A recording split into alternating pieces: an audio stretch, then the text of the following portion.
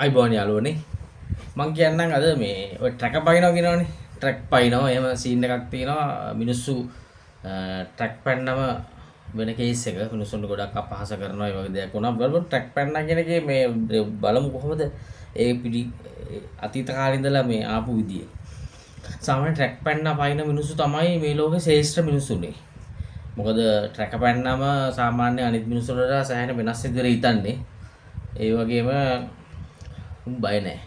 තීරණ ගන්න බය නැහැ. ඒ වගේ මිනිස්සු තමයි කරන්නේ. ගොඩක් දුරට ඔය ආගමික නායකයොත් සාමාන්‍ය ඔය ට්‍රැක් පැනපු කට්ටිය තමයි කියන්නේ සාමාන්‍ය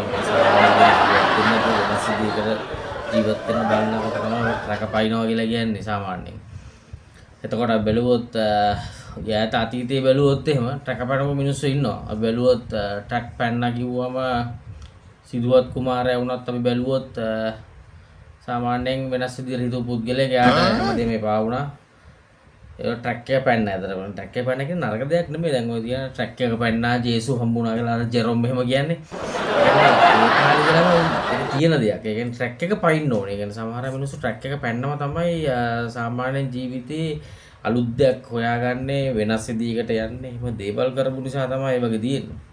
ඔය කිසිම අපහාසයක් නෙමෙයි මම කියන්නේ උදාහරණයක් විදිහට මේක ගත්තොත් එහෙම දැන් අපි දැන් ඉන්නවා දැන් ලෝකේ ඉන්න කට්ටිය මාක් සකර්බර්ග් ඉන්නවා මාක් සකර්බර්ග් ඇත්තටම සම්පූර්ණ ට්‍රැක් පැන්න මිනිහෙක් කියලා නේ අපි හිතන්නේ ඇත්තටම කියනවා ඉගෙන ගත්ත දෙයට වඩා වෙනස් විදිහකට දෙයක් කරන්න ගිහිල්ලා ඩ්‍රොප් අවුට් වෙලා කොලෙජ් ඩ්‍රොප් අවුට් වෙලා ඊට පස්සේ එයාගේම මේ එකක් හැදුවා එයාම කොන් කරපු මිනිස්සුන් අන්තිමට එයාට පුළුවන් වුණා මේ මුළු ලෝකෙම එක්කව කරන්න වගේ ඇත්තට ඒ වගේ සිද්ධියක් වුණේ එයාට. ඒතර අපි බැලුවොත් තව ට්‍රැක් පැන්නා කියලා අලුත් කට්ටිය ඩොනල්ඩ් ට්‍රම්ප් කියන්නේ සම්පූර්ණයෙන් ට්‍රැක් පැනලා තියෙන්නේ. එයා වෙනස්ම විදිහට හිතන්නේ දන්නවනේ. ඉතින් එයාගේ දැන් මේ තීරණ අරමෝ අපි ගත්තොත් පුටින් ඉන්නවා.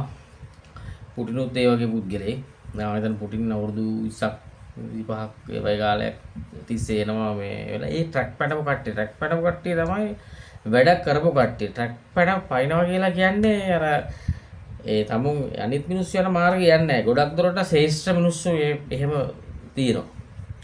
අනික ශ්‍රේෂ්ඨ මිනිස්සුන්ගේ පැවැත්ම සාමාන්‍යයෙන් අපි ගත්තොත් පාවිතේ කඩ බොන්න විදිය අරම වුණා සෑහෙන වෙනස් විදිහකට යන්නේ. අනිත් මිනිස්සු හිතන විදියට හිතන්නේ නැහැ සාමාන්‍යයෙන් අපි කියමු ඒගොල්ලෝ කන බොන වෙලාව වුණත් සාමාන්‍යයෙන් ගොඩක් දුරට වෙනස් කරගෙන කනවා සාමාන්‍යයෙන් සමහර කට්ටිය ඉන්නවා නිදාගන්නේ අඩුවෙන් අපි නිකොලයි ටෙස්ලා ගත්තොත් පැය 4 නිදාගෙන තියෙන්නේ දැන් මම හිතන්නේ මොන අවුරුදු 80 ගණක් විතර ජීවත් වෙලා තියෙනවා දැන් අපි ඒත් ට්‍රැක් පටව මොනසෙත් තමයි ඇත්තටම ඒකට දැන් අපි ගත්තොත් එයාගේ ඉන්වෙන්ෂන්ස් නිසා සෑහෙන දේවල් මේ ලෝකෙට හම්බෙලා තියෙනවා ඒ මේ මිනිස්සු කරපු දේවල් නිසා තමයි අපේ ජීවිතය දැන් පහසු වෙලා තියෙන්නේ ගොඩක් ට්‍රැක් පැනපු කේස් එක කියන එක ඇත්තට කියනවා ඒක අපහාසාත්මක විදිහට දැන් ගියාට ඔක ට්‍රැක් එක පැන්න මිනිස්සු තමයි ලෝකෙට දේවල් දීලා තියෙන්නේ. අපි ගත්තොත් එහෙම අපේ බුද්ධ ආගම අපේ රටේ බුද්ධ ආගම වෙනුවෙන් කැපවුණ මිනිස්සු ඉන්නෝනේ. ඒතකොට අපි ගත්තොත් ඒ වනකාරක ධර්මපාලතුමා කතෝලිකයෙක්. එයා කතෝලිකයෙක් කියලා එයා ට්‍රැක් එක පැනලා එයාට ජේසු හම්බුන්නේ නැහැ. එයාට බුදුහාමුදුරුවෝ හම්බුණා. ඉතින් ඒ වගේ දෙයක් වුණා එයාට. ඉතින් එයා සෑහෙන දේවල් කරා. අපිට පෝය දුන්නා. පෝය දීලා දැන් අපිට අමතර නිවාඩුවකුත් තියෙනවා. බොහොම ස්තුතියි එතුමාට ඒ කරපු දෙයට.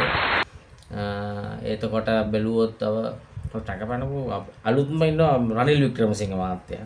එයාගේ ඒ ට්‍රැක් එක පැනලා ඉන්නේ. දැන් වයසට ගිහිල්ලා තාම අර බලයට තියෙන මේ ආසාව නිසා ඉන්නවා. ඒක අවුලක් නැහැ. මිනිස්සුන්ගේ ආසාවල් තියෙන්න ඕනේ.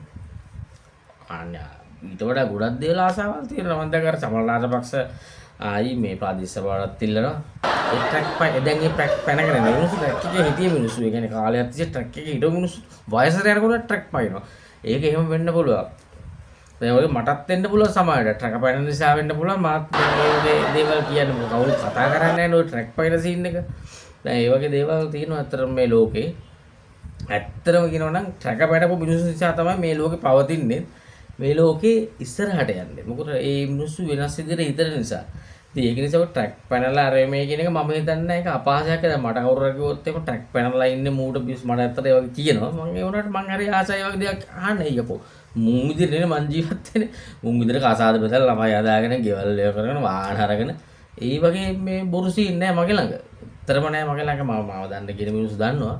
ඒ මොකද මම ට්‍රක් එක පැනලා යන මම නිදාසේ ජීවත් වෙන මොන මම මේ කියලා බෙදා ගන්න හදන්නෙත් ඒකයි. ඔයගොල්ලන්ටත් පුළුවන් නම් ට්‍රක් පැනපු සීන් එක තියෙන මිනිස්සුන්ගෙන් ටිකක් ප්‍රවේශම් වෙන්න. මොකද මේ මිනිස්සු ටික වෙනස් විදිහට හිතනවා. උඹලා කොන් කරොත් කොන් කරාම තමයි මේ මිනිස්සු. මොකද මේ මිනිස්සුන්ට වැඩක් නැහැ. කියන්නේ මේ මිනිස්සුන්ට ඒ වගේ දේවල් මේ අතර ගණන් ගන්න නැහැ. ඒ නිසා මේ මිනිස්සු කොන් කරනවා. අතරම කියනවා නම් අපිට නිවන ලබා ගන්නත් පුළුවන් වෙන එක. දැන් නිවන ඕනේ නැහැනේ හරියට ජීවත් වෙන මිනිහෙට. ඒ කියන්නේ දැන් මේ හැමදේම සර්ව සම්පූර්ණයෙන් හරිය මේ තියෙනවා. ඊට පස්සේ තිබිලා හැමදේම එපා වෙලා යනවා. කලකිරුණාට පස්සේ නිවන් යනවා වගේ ඒ සීන් එකක් නේ තියෙන්නේ. ඉතින් ඒක නිසා එහෙම තියෙන්නත් පුළුවන්. නිවන කියන එක ඕන කෙනෙක්ට බුදු දෙයක් නේ. ඒකත් ට්‍රැක් පයින්න ඕනේ. ඒ කියන්නේ සාමාන්‍ය මිනිහෙක් විදිහට ජීවත් වෙලා අපේ හාමුදුරුවෝ එහෙම කීදෙන නිවන් යයිද?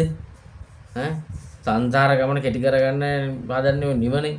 දැන් එහෙම වෙන්නේ නැහැනේ මේගොල්ලෝ. මේගොල්ලෝ කාලා බීලා මාතල් එකේ සැපේ ඉන වාහන අරගෙන දැන් දෙක ටික්ටොක් කරන හාමුදුරුවෝගොල්ලොත් ඉන්නවා. මම හාමුදුරුවෝගොල්ලෝ අපහසු නැහැ. මම කියන්නේ සමාජයේ තියෙන දේවල්. ඒ තියෙන දේවල් නේ ට්‍රැක් පැන්න එක. ඒ ට්‍රැක් පැන්න ගමන් මිනිස්සුන්ගේ පබ්ලිසිටි එකත් වැඩි වෙනවා.